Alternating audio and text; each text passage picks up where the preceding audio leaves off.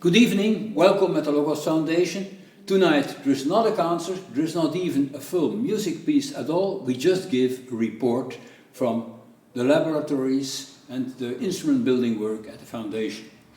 The first thing I want to talk a little bit about is maintenance. Maybe strange, but even the robots every so often fail. And now since quite a few weeks, we had a failure on one of our bass instruments, on the Huberlo instrument, which is the one here with the plastic resonators, and they are membrane driven from underneath. Now, one of the notes, actually the C sharp, was found to be completely burned out and didn't play anymore. So I asked, and I actually taught the people working here on how to undertake such a repair. Since I'm getting a little bit older myself, it's about time to delegate repair works to other people so that they can do it. Actually, it's not all that difficult because I think it's all well documented on the Logos website, on the building reports on these instruments. But in any case, now we got it repaired.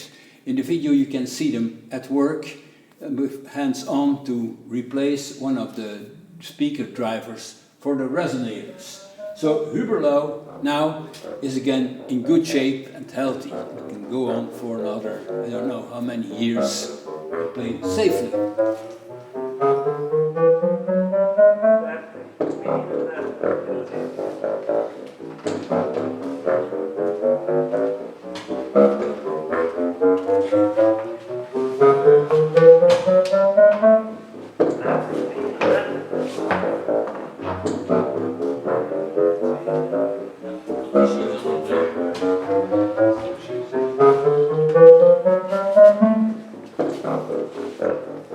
A new project that we are developing at Logos is actually a commissioned instrument.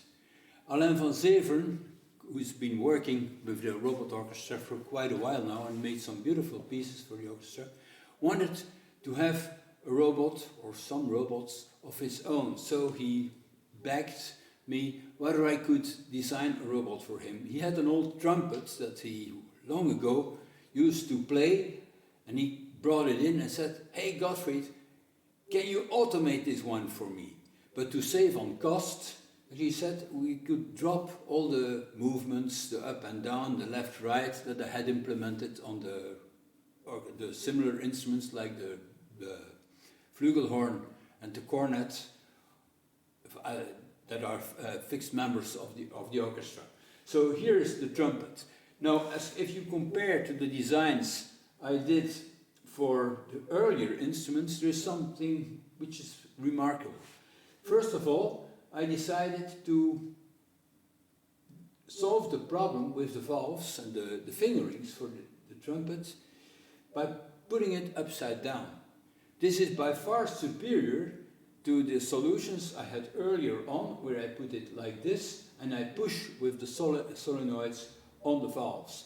First of all, because if you push, you need a spring to make the valve return, etc. Now, every spring that you add into a mechanics add resonance of its own and actually causes nuances and problems in speed of response, because you always have to compete with the own resonance of the spring. So much better than that is using just gravity to let the valves come back. That's why I put the trumpet in this case upside down.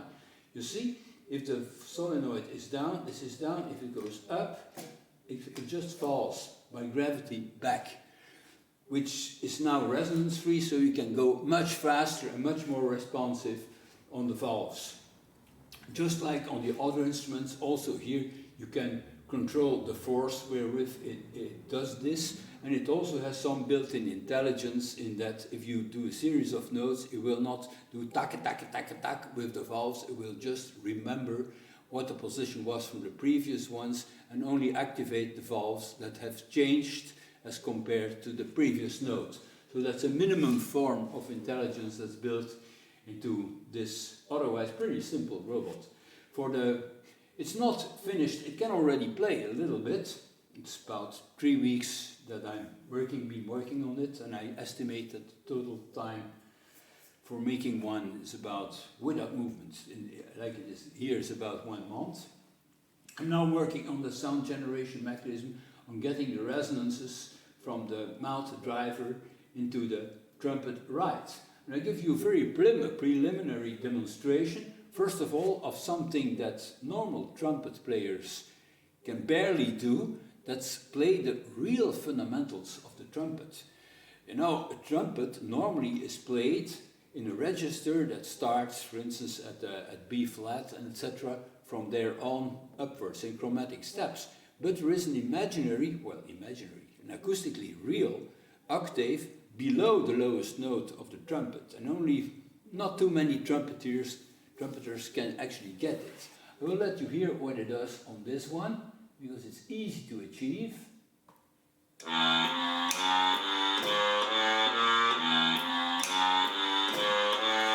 You hear? Those are the very low notes. Of course, it can also do the normal notes, and it can not only do the normal notes, it can also do them with any kind of fingering you imagine.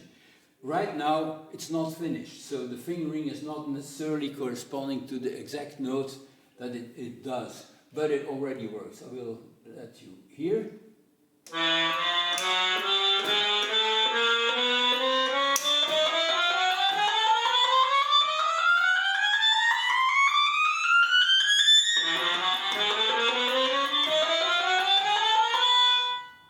As you see, the valves now do not have enough force to really pull it. So I'm going to change that because there is a controller for doing this. And that's controller number 25 here. Whoop. Now give it some more force and do the scale again, and you will see.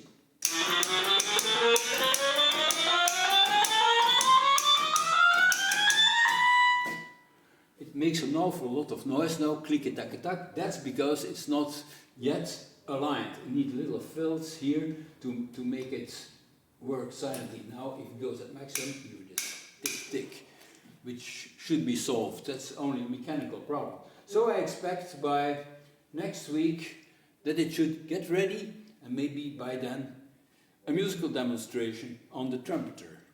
Thank you for watching. Thank you, Christoph, for doing the video.